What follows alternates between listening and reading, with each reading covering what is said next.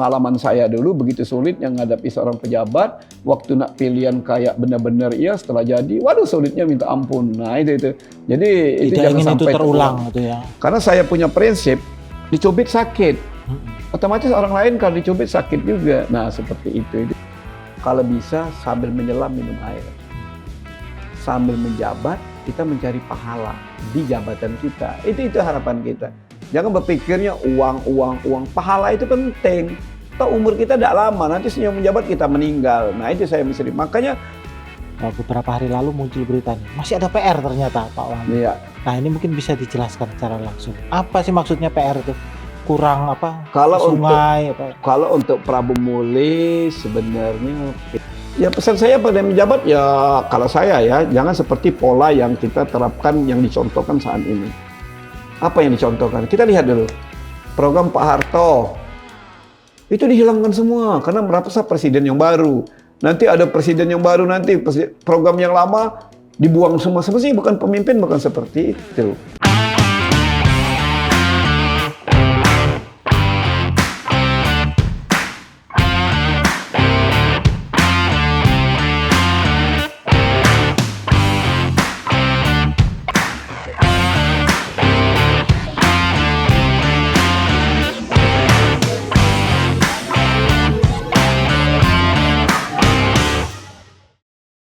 Salam Tribun, kali ini kita berada di tempat yang sangat istimewa di salah satu kota di Sumatera Selatan, yakni di kota Prabu Muli.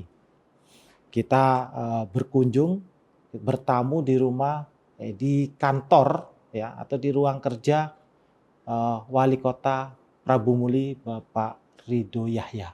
Ya. Assalamualaikum Pak Ridho. Waalaikumsalam warahmatullahi wabarakatuh. Kabarnya? Sehat. Sehat ya. Sehat dan baik. Sesuai dengan moto kita prima gitu.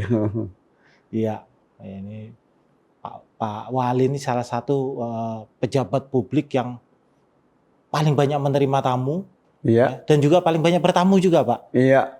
Betul Pak itu. Gimana Betul. ceritanya itu seperti apa, Pak? Jadi sebenarnya bukan banyak menerima tamu ya, karena hanya tanggung jawab. Karena kan saya sadar waktu mencalonkan diri sebagai wali kota, nanti kalau saya jadi, saya akan melayani masyarakat. Anda akan saya layani. Nah itu saya buktikan dengan kenyataan. Setelah saya jadi, itu memang saya layani dan saya buat jadwal. Nah Selasa, Rabu, Kamis, Sabtu itu untuk warga Prabu Muli udah ada asing lagi dari tahun 2008. Jadi kegiatan saya itu jam 4 bangun, jam 5 sholat, setelah itu melayani masyarakat Prabu Muli. Dan mereka itu ya memang benar, bukan hanya melayani masyarakat. Mereka kan bos saya, atasan saya, pimpinan saya. Tanpa mereka, tidak mungkin saya menjadi wali kota seperti ini. Jadi mereka lah yang menjadikan saya wali kota. Artinya masyarakat Prabu Muli itu pimpinan, atasan, dan bos saya yang wajib hukumnya saya layani gitu. Artinya ini sudah tadi kita hitung ngobrol-ngobrol sudah 2008. 15 tahun, Pak. Kurang 3 bulan lah. Kurang 3 bulan bertepatan dengan berakhirnya jabatan 18 September nanti. Masa jabatan Pak Wali ya. Jadi bisa diceritakan Pak, itu dapat inspirasi dari mana ini? Menerima tamu, lalu bertamu juga. Jadi gini, sebenarnya mungkin saya sadar ya, saya takut ya nambah dosa nantinya. Nah seperti itu. Jadi saya sadar waktu saya berjanji kemarin, itu nanti akan saya melayani masyarakat. Tiba-tiba pas saya jadi, saya tidak melayani. Itu kan jadi masalah. Nah jadi makanya itu kewajiban saya. Jadi saya layani bentuk suatu tanggung jawab saya kepada masyarakat yang sudah mempercayakan saya sebagai wali kota. Itu masalah pertama. Ide kedua, saya dulu kan orang kecil, aduh sulit bener. Ngadap camat, ngadap lurah, aduh sulitnya. Makanya saya, hati-hati ya. Kalau suatu saat saya dipercaya megang jabatan, saya akan melayani, saya bilang. Tidak sulit ngadap saya bilang. Kedua, saya tidak akan membedakan. Yang kaya atau miskin sama di mata saya. Nah itu. Makanya dulu saya sakit hati juga Pak Yudi. Giliran yang bawa mobil ini ngadep cepet, giliran kita orang kere ini orang miskin terakhir. Wah, makanya waktu Pak Wali mengalami. Saya ngalami. waktu saya masih golongan kecil ya, soalnya itu kan baik saya golongan kecil maupun saat saya pengangguran, waduh, rasa terpinggirkan kita ini, terpinggirkan kalau nggak ada pejabat. Saat itu apa Pak? Ngurus apa? Waktu masih sekolah atau? Saya waktu kuliah ya, tapi waktu kerja juga saya kan pernah jadi pengawas benih juga, PPL gitu. Waduh, ngadepi kepala dinasnya sulitnya minta ampun. Nah, seperti itu. Nah, jadi inspirasi saya itu pertama, saya memang menganggap bahwa tanpa masyarakat tidak mungkin saya menjadi wali kota. Kedua, pengalaman saya dulu begitu sulit yang menghadapi seorang pejabat, waktu nak pilihan kayak benar-benar iya, setelah jadi, waduh sulitnya minta ampun. Nah itu. Jadi itu Tidak jangan ingin itu sampai terulang gitu ya. Karena saya punya prinsip, dicubit sakit. Otomatis orang lain kalau dicubit sakit juga. Nah seperti itu. Jadi saya tidak mau membedakan satu sama lain, tapi saya atur. Karena saya kebiasaan hidup saya itu mengatur waktu dan mengatur kebutuhan. Jadi saya atur, silakan warga mau bertamu saya, yang penting sesuai dengan nomor urutnya. Selasa, Rabu, Kamis, Sabtu. Kemudian kenapa enggak Minggu? Minggu saya kondangan. Kenapa enggak Senin? Saya pagi-pagi sudah upacara. Kenapa enggak Jumat? Jumat saya senam. Jadi warga Pramumuli sudah tahu, nemui Pak Wali, pasti kalau dia hari Selasa itu Rabu pasti ada itu. Dan tidak dibedakan. Siapa yang duluan ya itu duluan ngadep. Itu di mana Pak? Di rumah dinas. Di rumah dinas. Di rumah dinas. Dan untuk urusan dinas saya suruh belakangan. Jadi kalau ada dinas mau ngadep saya suruh belakangan. Karena memang di situ totalitas untuk masyarakat. Dinas saya suruh di belakang kalau ngadep. Kalau di kantor kebalikan, urusan dinas didulukan, urusan masyarakat di belakang. Jadi saya buat seperti itu. Jadi warga Pramumuli ya banggalah. Tapi sebenarnya itu seluruh bupati, wali kota, gubernur bukan yang aneh. Emang harus model itu semestinya. Kenapa? Kita harus sadar siapa yang menjadikan kita. Nah, seperti menteri misalnya. Menteri kan sadar siapa yang menjadikannya? Presiden. Otomatis menteri loyal dengan presiden. Begitu juga saya. Siapa yang menjadikan saya? Masyarakat. Saya harus melayani masyarakat. Ya. Karena kita melayani siapa yang menjadikan kita. Itu sebenarnya harus diterapkan seluruh kepala daerah se-Indonesia ini. Mulai dari Kades, wali kota, bupati, kemudian gubernur, bahkan termasuk Pak Presiden pun harus seperti itu. Kan Presiden yang menjadikannya masyarakat juga seperti itu. Kalau di lingkungan jajaran Pak Wali ini sampai ke para lurah gitu, sudah menerapkan seperti ini juga? Mungkin sebagian enggak ya. Tapi mereka sebenarnya ini transparansi ya. Jadi seperti kemarin misalnya, ada lurah camat yang mengadakan pungutan. Otomatis mereka nanti besoknya melapor ke saya. Pak Wali, saya buat tadi dipinta sekian. Jadi ini untuk transparansi juga. Ada yang begitu Pak? Ya, jadi mereka tidak berani yang macam-macam. Misalnya, Pak Wali, tadi saya nyewa gedung sekian loh Pak Wali. Kok saya dipinta kebersihannya? Ada nggak Pak Wali? Jadi mereka itu terbuka. Dan lurah, camat tidak berani mungut di sini. Kenapa tidak berani mungut? Ya nanti dilaporkan ke Pak Wali. Iya, karena kan saya terbuka. Jadi rumah saya itu benar-benar terbuka untuk mengadukan apapun masalahnya. Itu yang kita lakukan. Dan tiap saya pertemuan dengan lurah, dengan camat, dengan kepala dinas, saya sampaikan. Kamu berterima kasih nggak saya angkat menjadi kepala dinas? Kamu terima kasih nggak saya angkat menjadi lurah? Kamu terima kasih nggak saya angkat? Terima kasih Pak Wali. Kalau kamu terima kasih dengan saya, layani bos saya, hormati bos saya. Siapa layan bos Pak Wali? Ya masyarakat. Nah makanya layani masyarakat dengan baik. Kalau memang berterima kasih, saya tunjuk sebagai jabatan-jabatan tertentu. Itu yang saya lakukan Mas Ilya. Ya. Selama mendengar keluh kesah langsung masyarakat ini Pak, adakah yang membuat Pak Wali sangat berkesan atau tersentuh? Jadi gini Mas Yudi, saya padukan program saya. Jadi antara program tamu tiap subuh, itu saya padukan dengan program keagamaan. Yang seperti saya cerita tadi. Jadi saya itu agak beda. Saya itu kan kalau melayat, karena saya hafal jumlah orang meninggal Pak, di kota Pramumuli.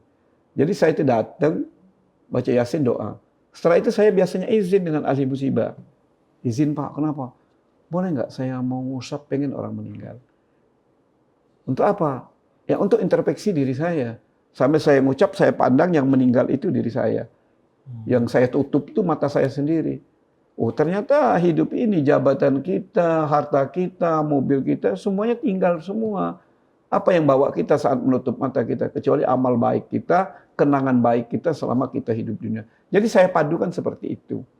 Makanya dari berbagai program ini yang saya temuin, dari melayat, dari nerima tamu, saya punya lebih kurang 12 program. Ternyata, waduh, begitu banyak permasalahan.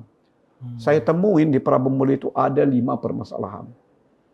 Ternyata masalah apa? Infrastruktur itu yang pertama. Kemudian masalah kemiskinan.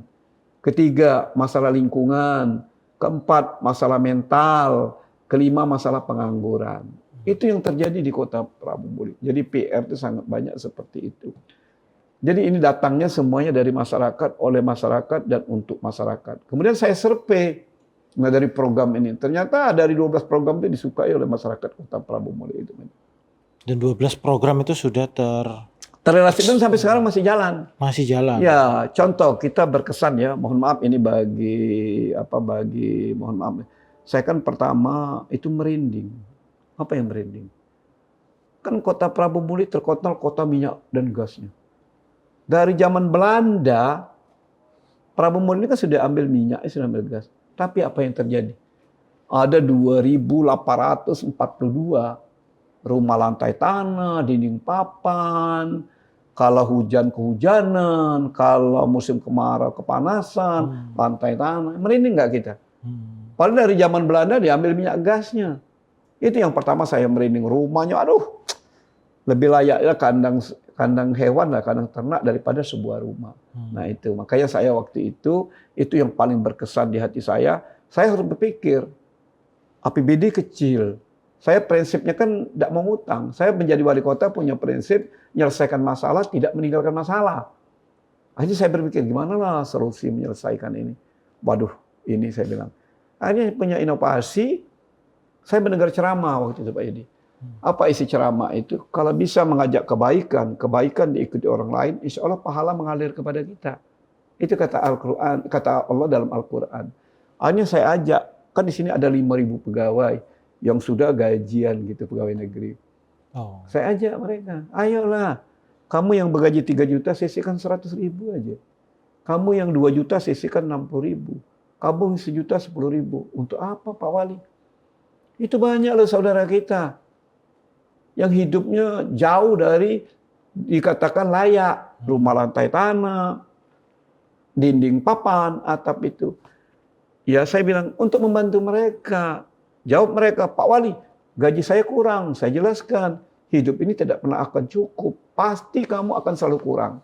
Kapan kamu cukup? Meninggal. Kapan kamu cukup? Ya mati. Itu saatnya kita cukup. Jadi Pak Wali, ya sisihkan aja. Yang 3 juta 100.000, yang 2 juta 60, yang 1 juta 10.000. Nanti ingat, kalau kamu dipanggil oleh Allah Subhanahu wa Ta'ala yang bergaji 3 juta, bukan yang 2 juta 900.000 yang menyelamatkan kamu, tapi 100.000 yang kamu infakkan jalan Allah, itu yang menyelamatkan kamu, bekal kamu kalau kamu dipanggil oleh Allah Subhanahu wa Ta'ala. Begitu juga kamu yang bergaji 1 juta, bukan yang 990.000 yang menyelamatkan kamu, tapi 10.000 kamu infakkan jalan orang lain, itu yang menyelamatkan kamu kalau dipanggil oleh Allah Subhanahu wa Ta'ala. Sejak kapan itu Pak program? Sejak 2013. Sejak 2013. 10 Alhamdulillah. tahun. Jadi pegawai saya itu Mas Yudi mampu membangun 10 rumah baru orang miskin per bulan. 10 per bulan. Tiap bulan kan terkumpul lebih kurang 325 juta saya. Bayangkan. Nah akhirnya ada kata pepatah, karena program saya ini serius, tidak ada maksud apa-apa. Akhirnya banyak CSR di sini. Mereka ikut berkontribusi. Pak Wali, saya ikut Pak Wali. Pak Wali, saya ikut Pak Wali. Nah, jadi jumlahnya bertambah. Bank Sumsel 6 rumah per tahun, kemudian BRI, kemudian Bank Mandiri, kemudian tetangga kita Polres, kemudian DPRD, kemudian BI, kemudian Taspen, kemudian Pertamina, kemudian berbagai macam. Kepolisian, rame mereka. Ikut CSR semua membantu rumah itu selesai. Sampai sekarang ini. Sampai sekarang. Kemudian saya backup lagi dari APBD 2 saya. Jadi ada program infaknya, ada CSR-nya, ada APBD 2-nya. Nah itu. Yang saya luar biasa lagi, kami kan selama ini hanya berbuat. Tidak tahunya Kementerian PU melirik. Hanya saya dapat reward penghargaan di samping rekor muri, 223 penyapu jalan itu dapat rumah semua. Luar biasa nggak? Dan ini dapat lagi tahun kemarin 50 becak, 50. Jadi kalau dia tuh 20 tahun membecak, tapi masih membecak, masih tidak punya rumah, dapat rumah dari sana. 50 becak, 50 pemulung, dan 20 bagian sol sepatu. Dan tahun ini kemarin direktur ke sini, dapat program RITA lagi saya. Apa itu? Rumah Inti Tumbuh Tahan Gempa. Ada di Indonesia hanya Prabumuli. Itu bentuk keseriusan komitmen kita menyelesaikan masalah rumah. Jadi menginspirasi yang lain. Lah, makanya Pak Direktur, Pak Wali, kenapa? Andaikan, andaikan se-Indonesia punya program seperti ini semua, cepat katanya rumah kumuh habis. Kenapa? Ada impak pegawainya, ada impak masyarakat, ada CSR-nya, ada APBD 2-nya, kemudian ada dari pusat. Nah, kebanyakan daerah ini hanya mengharapkan dari pusat. Kapan selesainya katanya? Itu menurut kami inovasi, tantangan, motivasi bagi daerah lain. Kalau itu dilaksanakan kepala daerah se-Indonesia ini, makanya yakin rumah kumuh akan selesai. Ya. Ini saya ada daftarnya ini Pak. Saya coba bacakan ya. Program unggulan pemerintah Kota Prabumuli. Satu, pembangunan rumah tidak layak huni. Ya. Di jalan ya? Iya, jalan. Yang tadi. Pembangunan rumah komunitas. Ya, itu penghargaan tadi. Jadi rumah komunitas penyapu jalan, rumah komunitas kawan kita tukang beca, rumah komunitas pemulung, dan rumah komunitas sol sepatu. Nah ini yang agak ini ya. Ya. Nomor 3, penolakan eksplorasi batubara. Jadi tidak ada ini. Gini, jadi awal 2013 saya menjabat, itu sudah ada 5 izin tambang. 5 izin tambang. Akhirnya saya tolak, karena kenapa? Karena kita ini terlampau serakah loh. Coba bayangkan, sempat saya tanya, minyak diambil, gas diambil, kayu ditebang, tinggal batu bara. Malu nggak kita? Apa yang akan kita tinggalkan kepada anak, cucu, cicit kita di kemudian hari? Malu nggak? Beda kalau masih di misal besok kiamat, oke lah, besok kiamat ambillah semua atau besok kiamat. Tapi paling enggak saya sebagai wali kota bangga nanti, cicit-cicit itu ada batu bara, kelolalah kamu. Biarlah orang tua itu sudah ngelola minyak, gas, dan kayu aja yang habis. Batu bara kita tinggalkan untuk anak cucu kita di kemudian hari, supaya kita jangan makan sumpah. Nah ini, nanti kita disumpahi, kita sudah enak-enak nanti di surga, disumpahi anak cucu kita. Waduh, alangkah serakahnya kakek, nenek, om, tante kita dulu ya, satu pun tidak ada ditinggalkan. Semuanya ambil. Akhirnya kita pindah ke neraka, sudah enak-enak di surga. Makanya saya menolak adanya tambang batu bara di Kota Prabumuli demi kelestarian lingkungan, demi untuk meninggalkan untuk anak cucu kita di kemudian hari. Ya. Lalu ini ada yang keempat, Pak. Ini banyak di kota-kota besar sebenarnya. Apa itu? Pembangunan jaringan gas rumah tangga. Ya, kita kebetulan, alhamdulillah kita terbanyak, Pak. Saya teringat dulu, waktu itu Pak Menterinya Pak Sudirman Said. Pak Sudirman saya bilang, Pak Menteri, ini tidak yes.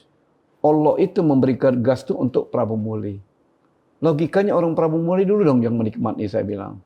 Iya Pak, iya saya bilang. Nanti kita menyalahin kehendak Allah Subhanahu wa Ta'ala. Gas ini dikirim Korea, dikirim ke Singapura, kok kita tidak menikmati. Nah akhirnya kita melobi melalui APBD waktu itu, saya ingat 3 miliar. Kemudian terus ditambah 6.000 pasangan, kemudian 32.000 pasangan, kemudian 6.000 pasangan, dan sekarang kita sudah 46.200 sambungan rumah tangga. Total terbanyak dan terbaik di Indonesia. 46.200. Dulu bayar Mas Yudi. Iya. Biaya pasang tuh 3,5 juta. Kemudian bayarnya bulanan. Saya sampai ke Pak Sudirman. Pak Sudirman ini tidak yes, saya bilang. Logikanya kalau Prabumuli banyak gas, ya gratis semua. Oh jangan Pak Wali katanya. Oke lah, biaya pasang aja yang gratis bulanan bayar. Makanya ini ide juga yang membuat di Indonesia ini ada biaya pasang gas gratis adalah Prabumuli. Bulanannya yang bayar. Kami terbaik, terbanyak di Indonesia. Kami mendapat rekor muri juga dan tadi mendapat penghargaan juga dari Pak Menteri Pak Yonan. Nah, sebenarnya kami ada reward lagi dari Pak Yonan ini, Pak Menteri, Pak Wali. Karena Prabumuli terbaik, terbanyak di Indonesia, kami berikan Pak Wali reward, kami bangunkan Akamigas katanya. Yang penting Pak Wali siapkan tanah. Nah, tanah kami siapkan hibah masyarakat 18,5 hektar. Dan desain sudah dibuat oleh UI dengan ITB. Tidak tahu diganti Pak Menteri, Pak Yonan diganti, akhirnya mengalami penundaan. Karena kenapa? Semestinya pas di Prabu Muli. Kenapa? Jangan sampai Prabu Muli ini sumber daya alamnya banyak. Ada minyak, ada gas, ada batu bara. Tapi SDM-nya tidak ada. Harus kecepu, kan sayang. Ya. Logikanya SDM banyak, SDA banyak, SDM banyak. Tahu mereka lokasinya dekat. Mau belajar masalah batu bara dekat. Mau belajar masalah minyak dekat. Tahu lokasi lapangannya ada di Prabu Muli. Bercerita masalah gas dekat. Nah ini kan jauh, anak-anak harus kecepu. Tapi ya itu tadi, kita minta Pak Presiden agar kiranya ya bantulah memenuhi Pak Yonan dulu yang niat baik, tulus, ingin menciptakan Prabu Muli itu ada juga sumber SDM-nya juga. Sekarang tempat kami berharap ya hanya Pak Presiden itulah, karena kami sudah melobi Pak Menteri 2-3 kali belum menganggap itu adalah program Pak Yonan. Jadi harapan kami ke Pak Presiden ya agar kiranya bantulah Prabu Muli ini, jangan SDA saja yang diambil, tapi paling tidak SDM-nya juga dibangunkan Akamigas di Kota Prabu Muli yang desainnya sudah dibuat semua oleh ITB dan UI. Itu poin nomor 5 yang belum. Ya. Artinya itu yang masih PR berarti ya Pak ya? Salah satu. Rewardnya yang belum. Rewardnya. Kalau gas kota terbaik terbanyak. Penghargaannya yang sudah janji tapi belum realisasi gitu. Ya itu bentuk reward ya. Rewardnya. Bukan program. Karena saya tidak berharap reward dalam bentuk kertas itu malas. Reward itu dalam bentuk. Nah kayak tadi kan reward apa Pak Wali? Kami bangunkan 223 penyapu berjalan. Reward apa Pak Wali? Karena Pak Wali gas terbaik kami bangunkan kami gas. Rewardnya dalam bentuk fisik seperti itu. Iya. Yang keenam, pengembangan UKM. Ya, di sini kan gini, Pak. Di sini gini, kita meningkatkan ekonomi masyarakat. Jangan seperti dulu. Misalnya, Mas Yudi hobi sepak bola. Dibantu stick golf. Kan tidak masuk. Ya, salah sasaran. Salah sasaran. Kan sering seperti itu. Sering itu. Kita hobi badminton. Dibantu raket tenis. Mana nyambung. Nah, makanya peningkatan ekonomi kita sesuai dengan keinginan masyarakat. Jadi masyarakat misalnya ingin dagang bakso, kita bantu mereka gerobak. Nanti modalnya kita kerjasama dengan Bank Sumsel. Nah, jadi mereka gerobak gratis dari pemerintah, kemudian juga pinjaman modal dari bank. Nah, itu bagi mereka yang sudah ada usahanya. Baik dia bengkel, apapun batako, ataupun dia nak bakso, ataupun kuliner lainnya kita seperti itu. Kemudian ada juga yang anak mudanya, kalau anak muda kepengen pelatihan, ya itu tadi, kita latih sesuai dengan keinginan mereka, nanti kita bantu alat. Itu yang kita lakukan. Itu yang poin nomor 7 Pak, pelatihan, pembekalan, dan bantuan alat usaha. Ya. Sekaligus sama UKM. Beda, itu yang tadi yang nomor 7. Kalau yang tadi bantu gerobak, bantu seperti UKM. itu. UMKM itu yang kita lakukan. Mungkin itu banyak tadi. Berbagai usaha-usaha yang kita bangun peningkatan ekonomi masyarakat. Mungkin nanti banyak, kebetulan saya menjabat Mas ya. Jadi gerobak itu banyak gambar saya. Jadi bukan politik, bukan ya, itu gambar saya. Untuk nanti ada gerobak bakso gambar saya, instalasi gambar saya, mesin las gambar saya. Itu dalam bentuk kita, dalam arti itu kontribusi pemerintah dalam hal peningkatan ekonomi masyarakat. Iya. Di mana-mana berarti ya gambar Pak. Ada, nanti akan lihat. Mas Yudi kalau ke Prabu Muli pasti lihat semua itu. Iya. Tapi saya harus coba baksonya dulu berarti. Boleh. Iya, nah ini yang cukup ini Pak. Pelatihan tadi ya, pelatihan belum? Ya, yang sudah itu tadi. Ya itu gabungan itu tadi. Pelatihan, pembekalan, dan bantuan alat usaha. Ya, itu gabung dengan pengangguran itu Mas. Jadi pelatihan seperti yang saya sampaikan tadi, kan anak muda tuh belum punya keahlian apa-apa. Misalnya, Pak Wali, saya ini dari kecil pengen salon loh, motong rambut loh. Nah kita latih mereka. Kita latih mereka sistem salon, kemudian kita bantu alat. Pak Wali, saya pengen ngelas, kita latih ngelas, kita bantu alat ngelas. Jadi seperti itu yang kita lakukan bagi anak-anak kita yang pengen niatnya usaha mengembangkan diri. Makanya itu kita bantu seperti itu. Dan kemudian ada anak-anak lagi, anak-anak yang wira swasta nggak mau, swasta nggak mau. Mereka hanya mau bekerja. Nah, ini dalam hal pengentasan pengangguran. Pokoknya Pak Wali, saya itu pengen kerja Pak Wali. Ya, saya ini ke pengangguran Pak Wali. Akhirnya kita buat program Pak Wali yang melamarnya. Jadi saya yang bagian melamarkan warga Prabu Muli. Saya sudah melamarkan ke 4 perusahaan ya. Pertama saya ke Seritek Sukoharjo, Jawa Tengah. Garmen Jawa Tengah, itu perusahaan terbesar Asia Tenggara kan. Saya melamarkan, ketemu sama bosnya. Kenapa Pak Wali? Saya melamarkan loh. Banyak warga saya, pengangguran saya ini gimana bantu. Saya dapat kuota di sana 1.000 nggak salah. Saya baru ngirim 400. Kemudian saya pergi juga ke Sansan. Itu perusahaannya alamatnya di Cimahi, tapi kantor lokasinya di Semarang. Saya dapat kuota 500. Biaya pelatihan, biaya ke sana, syarat-syarat lain, narkoba itu semuanya ditanggung APBD. Jadi yang penting warganya, yang penting masyarakat yang ingin sana tadi, yang penting dia jangan malas saja. Yang penting dia rajin. Gitu aja harapan kita. Kemudian saya kemarin ada bidang pertanian ke Cikarang, melamar ke juga, itu perusahaan pertanian terbesar juga. Nah, saya punya kuota Pak Wali, berapapun kalau Pak Wali ke sini nanti anaknya bisa bawa ke sini, jadi warga Prabu Muli. Dan yang insya Allah tanggal 3 Juli ini saya ke Jepang. Karena dari sini saya untuk pelatihan kita juga, ada juga saya pangsanya luar negeri juga. Jadi saya itu harus melihat di mana anak-anak kita tempat kerjanya. Jangan sampai anak-anak itu, nanti kan orang tuanya yakin dengan saya. Sedangkan saya sendiri tidak tahu tempat dia kerjanya. Nah kalau itu saya lihat semua nanti di Jepang, di mana sih mereka nih kerja? Semuanya ditanggung APBD. Jadi biaya paspornya, biaya visanya, biaya pelatihannya, semua ditanggung oleh APBD. Berapa orang? Kita cuma lolos 25 orang untuk yang ke Jepang. Makanya saya akan lihat lokasi di sana. Dapat gaji berapa Pak mereka Pak? Informasinya sekitar 15 juta. 15 juta ya? Informasi di sana kan. Masih bisa nabung itu Pak? 15 juta kan banyak, semuanya kan ditanggung biaya di hidupnya situ. itu. Saya yakin lah bisa lah di situ.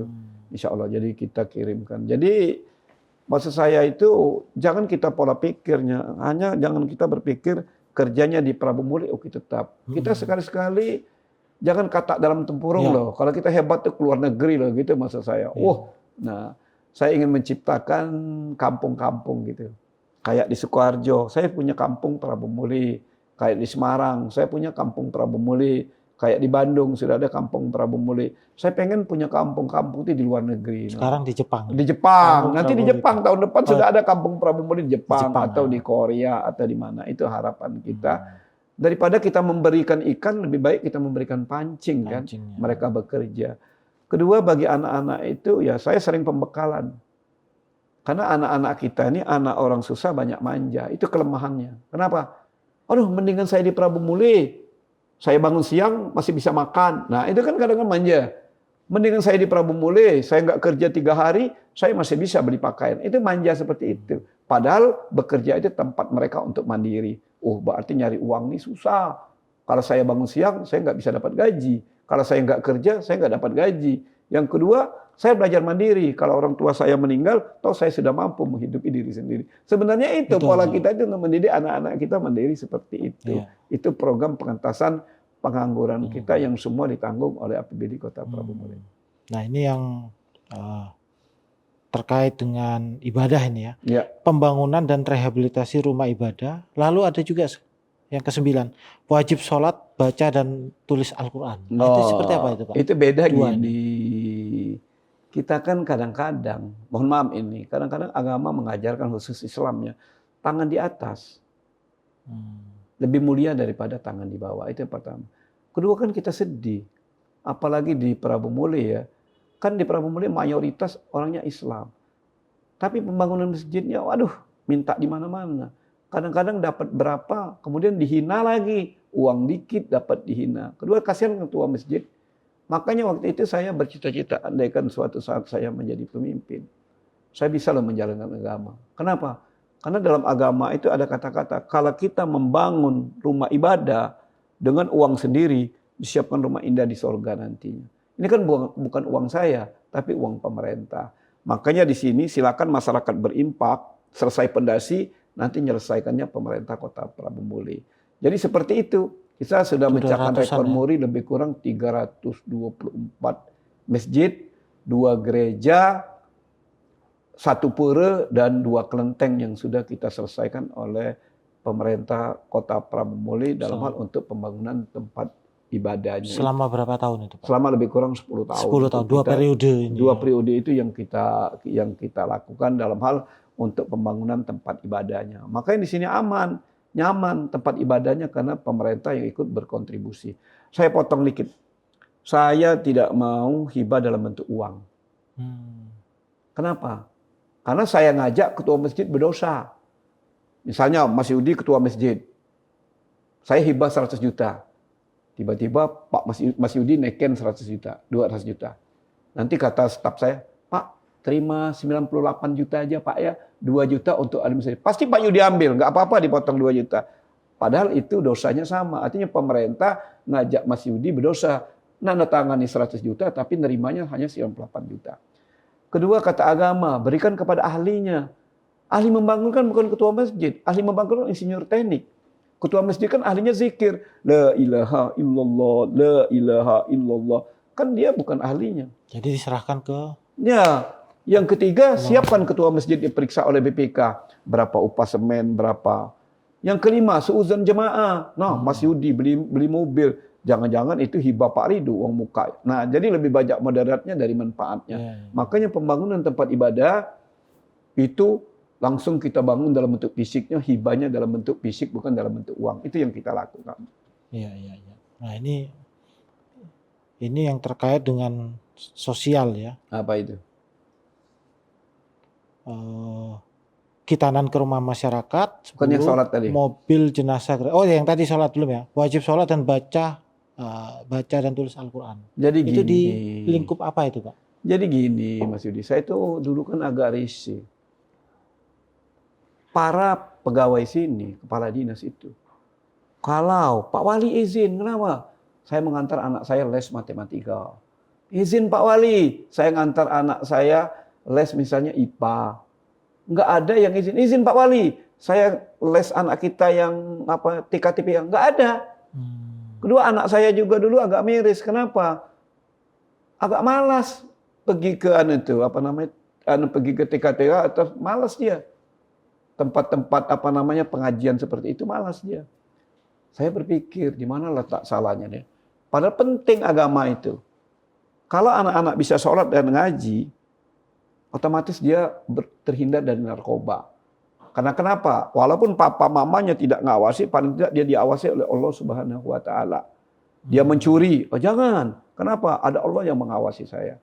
Nah, makanya waktu itu saya terilham. Akhirnya saya, di mana letak kesalahannya? Oh, rupanya kenapa mereka lebih senang pelajaran matematika, pelajaran IPA, pelajaran bahasa Inggris? Karena itu ada dalam raport. Nah, akhirnya saya masukkan mata pelajaran sholat, baca, tulis Al-Quran di muatan lokal. Di muatan lokal. Iya, bukan kesenian. Jadi anak-anak di Prabumur tidak bisa naik kelas 5 SD kalau mereka tidak bisa sholat dan ngaji. Tidak bisa naik kelas 6 kalau tidak bisa sholat dan ngaji. Ini sampai level berapa? Sampai dia masuk SMP. Dia tidak bisa, kalau tidak nilai 5 SD-nya, tidak bisa masuk SMP. Jadi ini pelajaran hal yang penting di dalam muatan lokal. Dan di Indonesia khususnya di Prabumuli, itu lebih banyak sekolah umum dibandingkan sekolah agama. SD 1 sampai SD itu ada 186 SD. Di situ kan hanya terancamkan pelajaran agama saja. Kalau pelajaran agama itu apa? Rukun Islam ada berapa, rukun iman ada berapa. Nah, harusnya fokus. Seperti waktu saya SD dulu.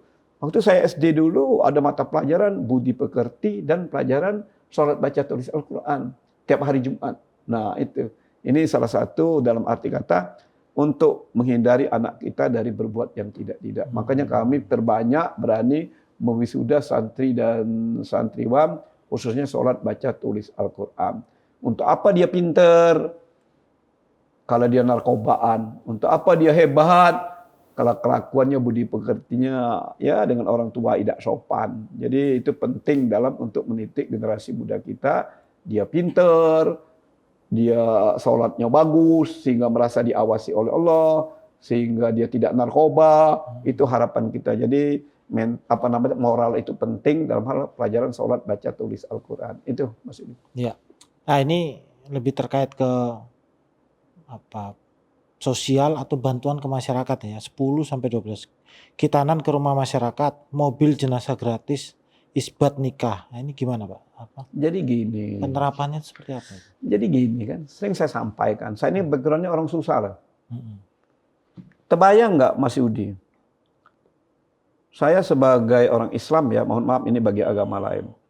Dulu sebelum saya menjabat, hitanan itu dikumpulkan kepala desa di kelurahan. Sedangkan orang kaya ke rumah sakit. Allah saja tidak membedakan kaya miskin. Jangan mentang-mentang dia miskin, kok kita hitanan di kantor lurah. Makanya saya buat program, itu hargai mereka itu. Allah saja tidak membayar kaya miskin. Jadi Pak Wali, harus mereka dari rumah ke rumah. Jadi hitanannya harus dari rumah ke rumah. Itu yang kita hormati, kemiskinan mereka itu kita hormati. Yang kedua, hizbat nikah. Mungkin orang awam tidak tahu, orang miskin itu hanya buat surat nikah pun tidak mampu. 600.000. Kan biarlah Pak Wali katanya. Dampaknya apa? Kalau orang tidak punya surat nikah, di akte kelahirannya itu hanya tercantum nama ibunya saja. Kasihan tidak nasib anak tadi? Padahal anak itu pemimpin masa depan itu. Bagaimana kalau dia jadi gubernur? Bagaimana kalau dia jadi ulama? Bagaimana kalau jadi wali kota? Kan minder dia. Saya intip akte kelahiran kamu, jangan sok hebat. Kamu tuh Pak Wali misalnya, akte kelahiran kamu hanya nama ibu saya, jangan bapak kamu dulu rame-rame. Kasihan enggak nasib anak itu.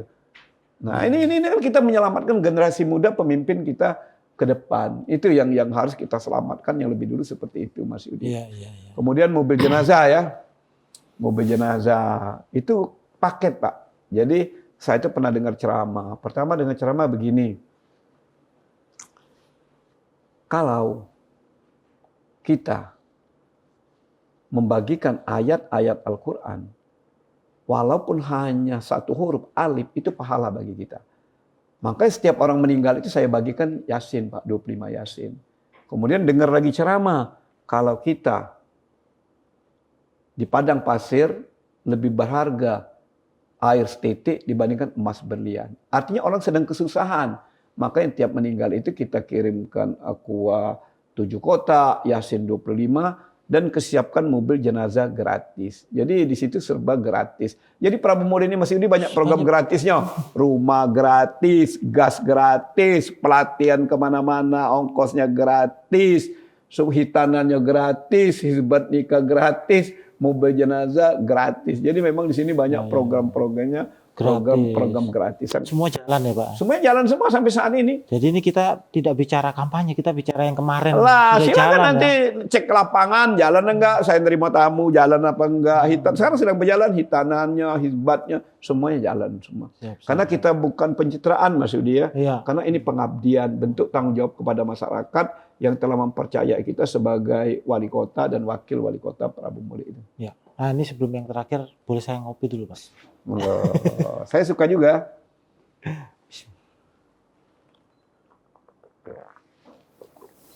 Namanya programnya ngopi sore Pak, jadi harus ngopi. Ya. Ini kopi mana nih? Kopi Bagar Alam. Kopi lokal lah Pak. Nah ini kan ada logo media kami ya, Tribun Network. Ya. Sri Puku dan Tribun Sumsel. Wah, Sri Puku ini Tribun di Sumatera Selatan. Ya, ini cerita tentang Tribun ya Pak. 2 media digital yang bisa menjangkau jutaan dan terbesar.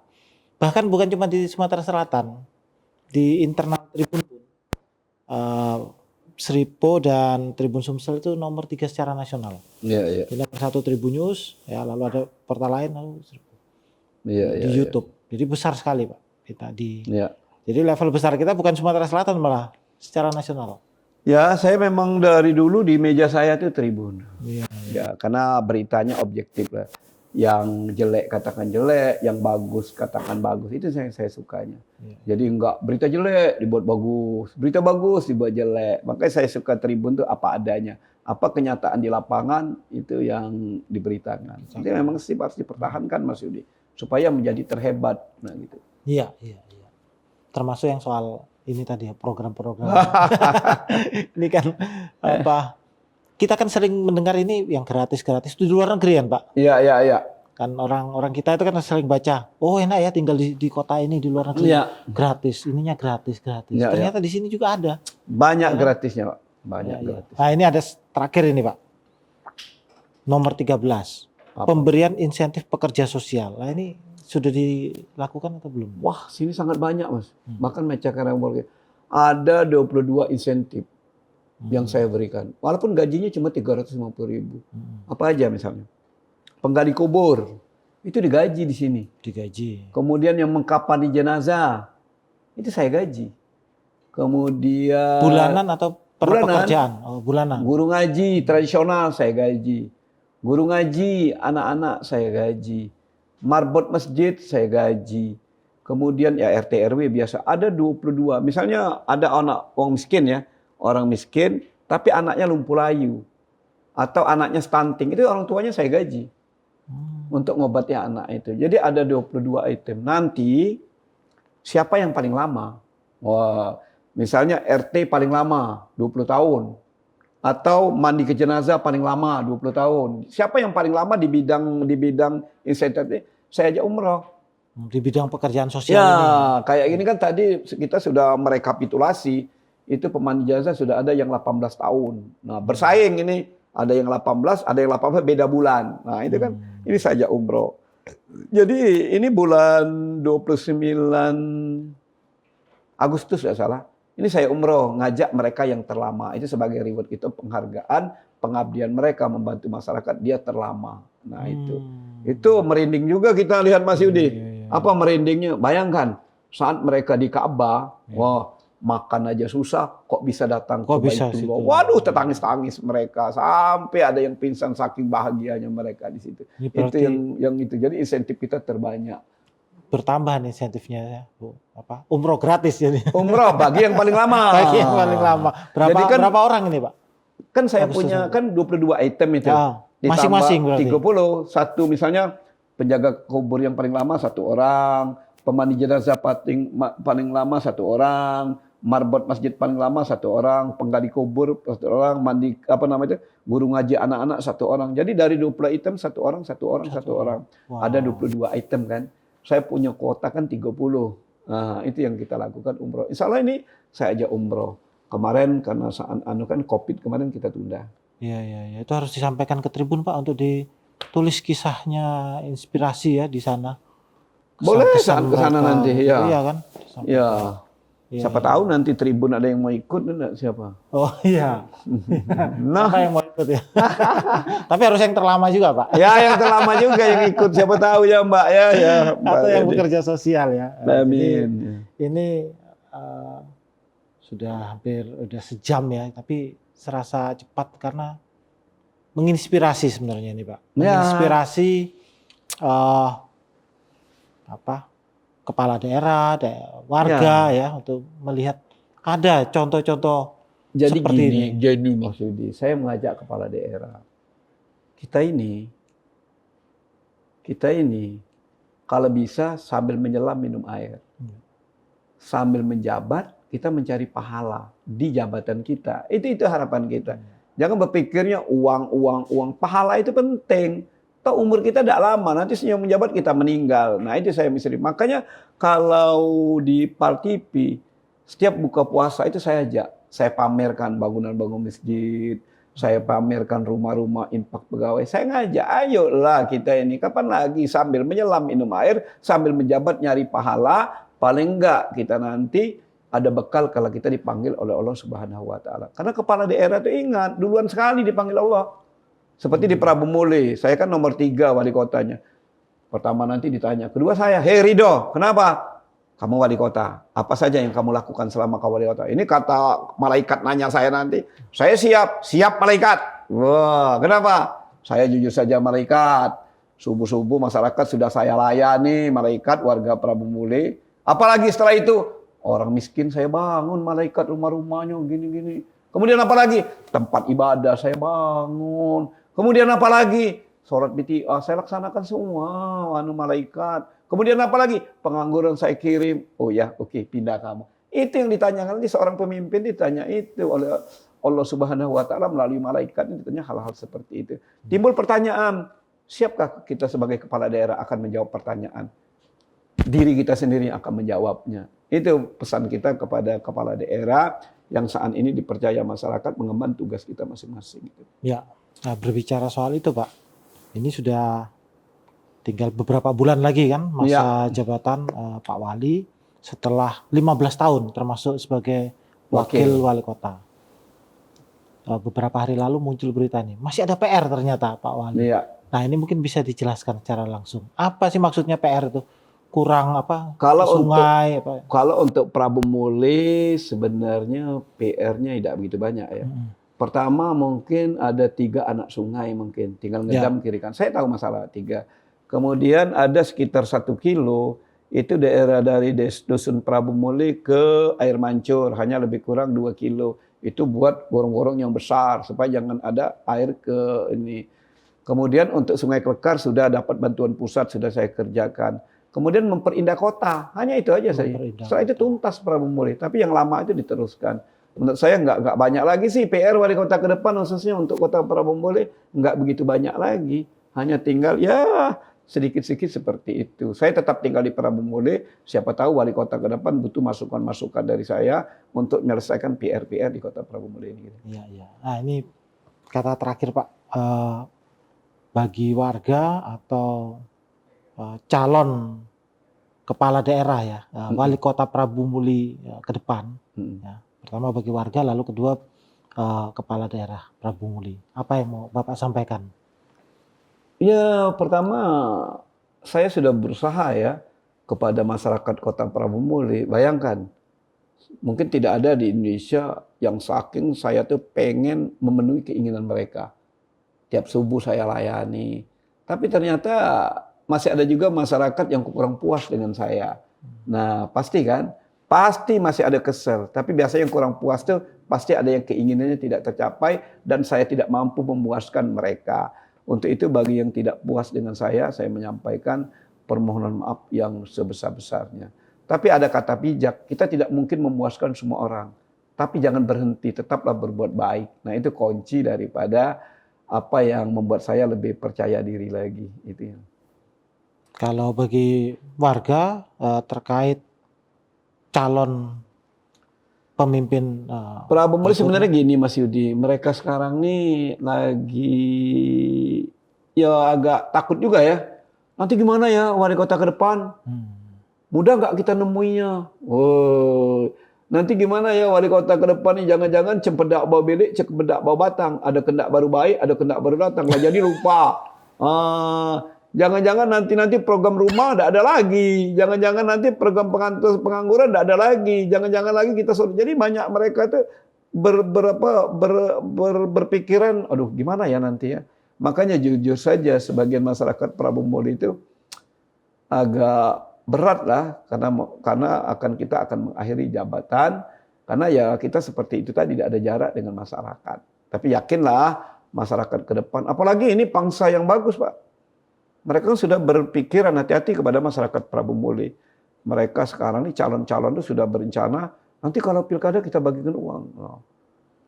Nanti ditanya gimana kembalikannya? Pak Wali itu orang yang bodoh. Nanti kita izinkan tambang batu bara di sini. Cara kita membalikan kita tambang. Pak Wali itu hanya orangnya sok bersih, sok kaya. Saya dihina malah. Jadi kepada warga Prabu Muli hati-hati memilih pemilih ke depan. Mereka nerima uang, tapi Prabu Muli akan hancur dengan mereka mengizinkan tambang batu bara di mana-mana. Itu pesan saya kepada seluruh masyarakat kota Prabu Muli. Nah, kalau kepada para kontestan ini, kan mulai muncul nih. Saya no comment, karena biasanya beda-beda. Ada yang nawaitunya baik, ya sampai akhirnya baik. Ada yang cuma awalnya baik, di belakangnya enggak. Karena itu sifat, Pak.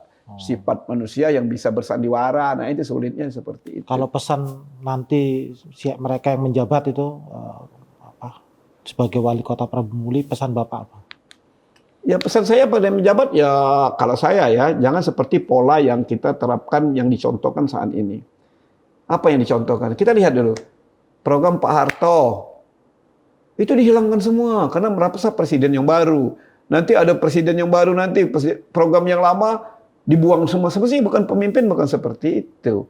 Pemimpin yang baik itu adalah yang bagus tetap tingkatkan, yang jelek dibuang, ganti program baru yang bagus. Seperti itu. Memang republik yang mencontohkan seperti itu. Harusnya seperti itu.